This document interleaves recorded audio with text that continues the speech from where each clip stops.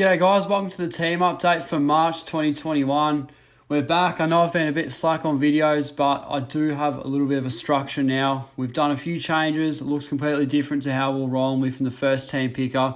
Overall, I'm pretty happy with it. It's the last day of the Amy series today. I've got the Brisbane and Gold Coast game and a couple of others which we'll have to monitor.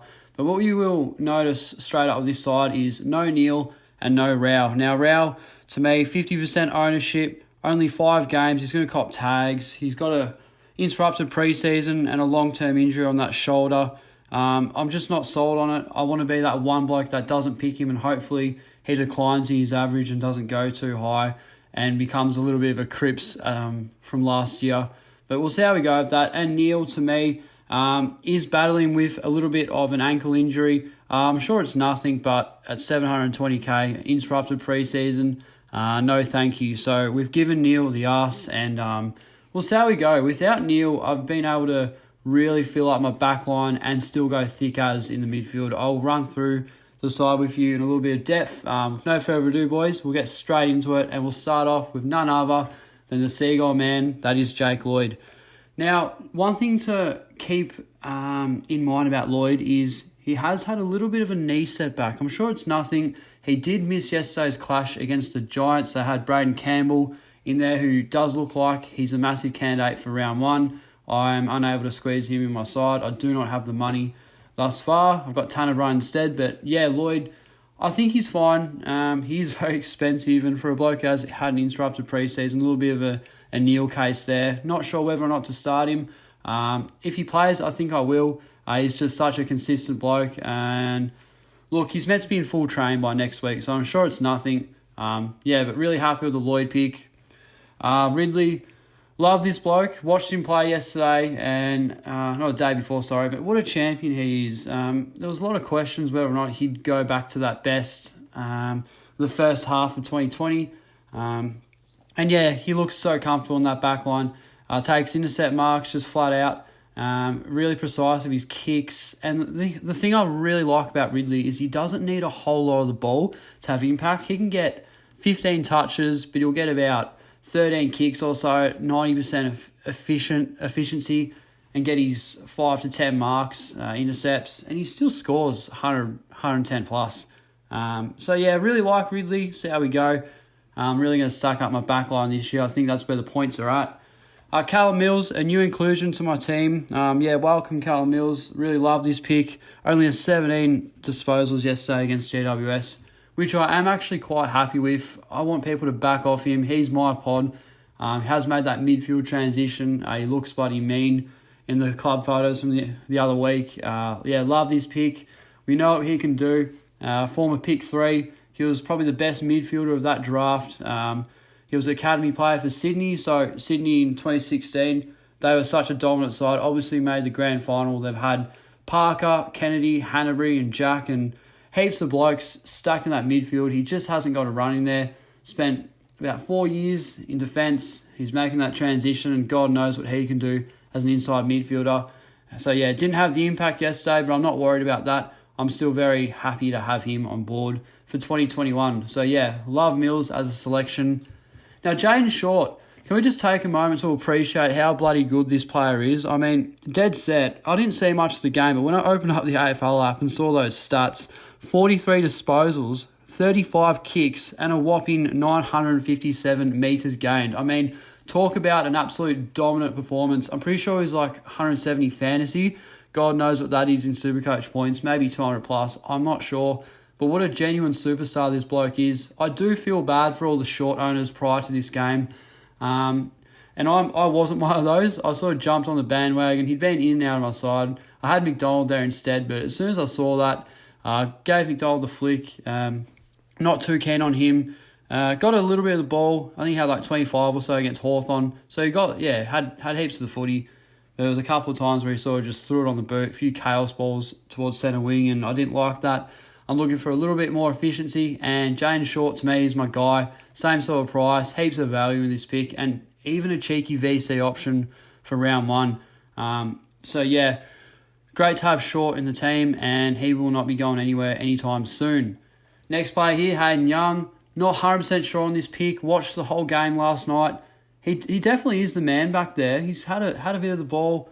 Not sure yet. There's just no one else, is there? I mean, defenders are shocking. The only bloke that I really think is going to have an impact is Lachie Jones as a rookie in defence. But even that, I'm not quite sure whether or not he makes his mark round one. We'll see how he goes. He's got the tank, got the body. But we have Kazitsky as well. He and Brockman kicked 9 goals in between them against North Melbourne, so that's really good to see. So not to say he's going to do that every week, though. I still think Kazitsky is a bench option. I mean, they play North Melbourne. It's an easy beat. I don't think Hawthorn will be too flash this year. However, I think they will beat the Bombers round one. Unfortunately, I hate to say that. But yeah, just keep an eye out on Kazitsky. Probably want him on the bench. You could have him on the field as they are playing Essendon round one, but we'll see how we go. But yeah, moral of the story, defence rookies are shithouse. Try to stack up your backline as much as you can and go off a minimum of 4 primos. I have the 4, but as you can see, I got Lloyd in the midfield. I'll get to that in a moment. But overall, pretty happy with defence. We'll see how we go. So midfielders, looks a lot better without Neil, I think. I'm still not sure. I'm going to watch him today. If he plays like he did this time last year in the Marsh series against Port Adelaide, I will contemplate starting him, see where that ankle is, see the amount of time he gets on ground. We've got Charlie Cameron, who's making a transition to the midfield. That worries me. McCluggage and Berry, Lyons. Look, I think his job security is pretty good, but may rotate a little bit. We'll see how we go. I'm not sure. But for a bloke that's 720k, I just can't do it. I don't know. I'm going to cop hate for that, and I'm sorry for doing that. But yeah, that's another story. So yeah, we got Steele and Oliver. These two have been in my team since day one. They're not going anywhere. I can guarantee you that. Love these blokes. They're going to be massive candidates for the 2021 Brownlow medalists. But we'll see how we go. Love these picks. Petrarca's a new addition to my side. I'm going to watch him today. I'm pretty sure they play today. I don't know. We'll see how we go. But yeah, love Petrarca. He's solid. I was questioning whether or not he would go back to his best. Apparently he dominated in the practice match a couple of weeks ago. Maybe it was last week. I'm not sure. But yeah, Petrarca's there for now. Can't remember who I had prior to him. I don't know. Yeah, but yeah, I think he'll be fine. And Zeret is another new inclusion. I put him in my team a couple of nights ago on Saturday night after watching his absolute dominance, 37 disposals. He's added contested ball to his game, and that's really going to benefit to his Supercoach scoring. Stiff not to get a goal. It was looking like it was meant to be, but as an Essendon supporter, I love Zeret. He's a beauty, and yeah, he's actually going to be a lock for my team. He's not going anywhere. And we have Rory Laird. Now, the reason I have Laird in the back line is because defence is where it's at. With the rookies, if someone goes down, if Jones is going to be a dud, I can flip Laird in there, and I've got really good insurance to fill up that hole in defence. And I could probably end up with 7 primos for the end of the year. The points are all coming out there. I can still upgrade Daniel and Stewart and Ryan or whoever really puts their hand up. But I really like that. It's a bit interesting. I've seen him trialled in the midfield a couple of times. Wasn't sure about it, but yeah, really jumped on board. He had like 25 or so yesterday. Just did his thing. He's got that midfield role, and we know what he can do in the midfield. So yeah, love Laird, and he's as close to a lock as any of these blokes in my side. So yeah, nothing wrong with him at all. So yeah, I've added Tanner Brunn. He kicked 3 goals, I think, yesterday. Just dominant. It looks really good. I think his job security will be good. Whether they're playing forward, not sure. Seems alright though, got a high ceiling, and I can't wait to watch him play. He's a really exciting player, got a lot of talent. So yeah, don't mind him at all. Tom Powell, he's obviously the pick of the bunch out of Phillips. I could have said that from the get-go. I think Will Phillips looks a bit slow, not quite AFL ready yet. Only played not even a full quarter. His first appearance was the 17-minute mark of the fourth quarter and didn't see him do much. But Tom Powell, really contested, looks good. Not sure if he's AFL ready yet. But at North Melbourne, pretty ordinary side. It's hard to see him not get a gig early, so I think we can be pretty safe with Tom Powell there.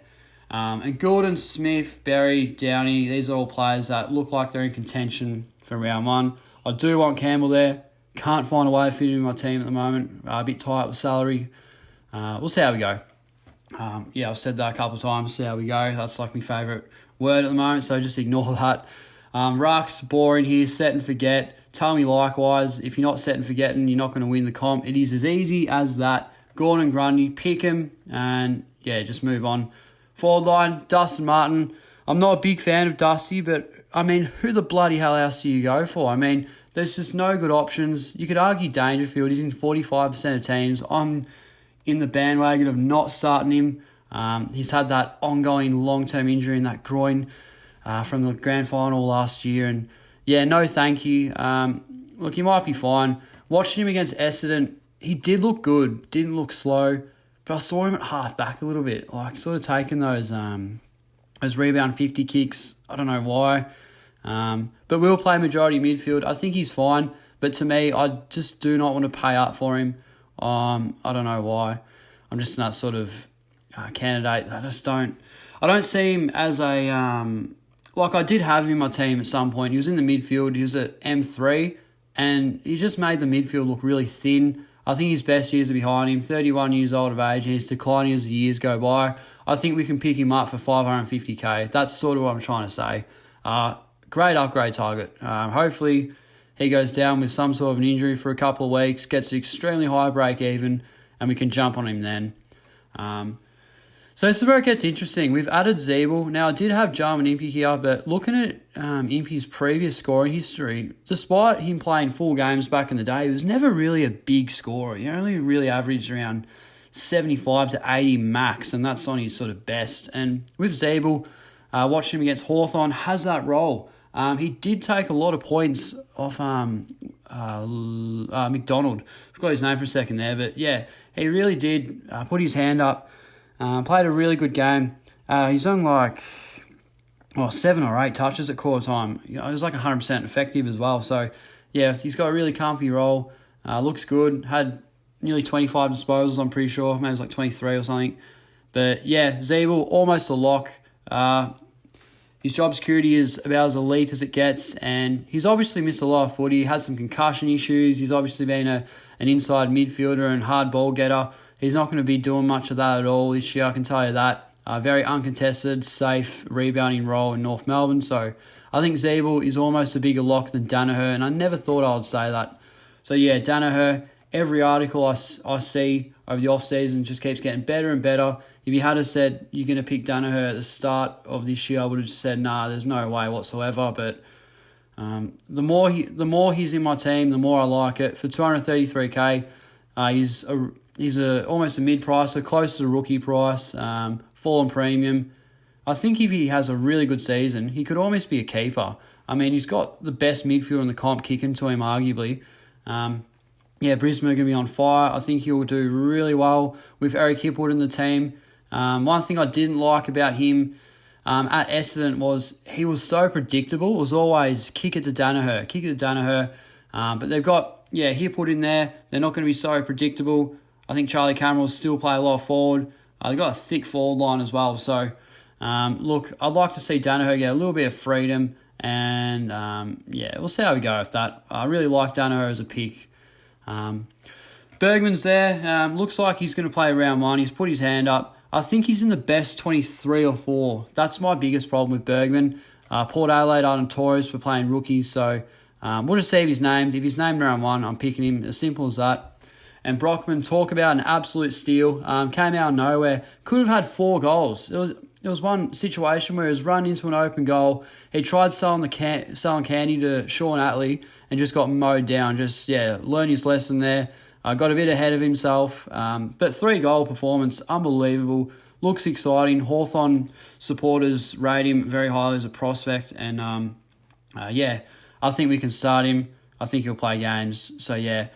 I like Brockman there. And Waterman, new inclusion to the team, obviously added as a 102K rookie to Essendon, kicked 4 goals against Carlton. Didn't see much at all against Geelong. Only played in the last quarter, didn't have much of an impact. But I think the way I see it, my take on it is Essendon are so bad this year. Well, not so bad, but we just don't really have much going on. We lost McKernan and Danaher. Our forward line's as thin as it comes. And I think Alec Waterman's job security is very elite, and for 102K, I think he's fine. If he can average 60, I'd be happy with that. And we got Common as a loophole. I think, yeah, he was a loophole last year. He won't play a game for a while. I'm surprised he hasn't been delisted. That's another story, and he works really well with Flynn. We can trade Flynn out when he peaks, and then we can chuck Coleman in the ruck. So that's sort of how I'm going to approach this year. Look, I'm really happy with the team. It's taken me a while to really put a team update out because you know what I'm like. I just toss and turn between how I want my structure. But it's been like this for about 3 days now, 3 or 4 days. I've really been sold on the team. Added a couple of players. I do get sucked into the Amy series and Mars series and all that. But overall pretty good. Let me know what you guys think of it. And I do have a new podcast. It's called Supercoach Swordplay. Me and DR have collaborated. We've got our own podcast. It's going to be awesome. We did upload our first episode onto DR's channel, so be sure to check that out. The link will be in the description for that. But episode 2 will come out and it'll be uploaded straight onto that channel. Can't wait to get into it, and the support means plenty. So be sure to check that out, fellas. Hope you like the team. So keen for 2021, and we'll see you guys in the next video.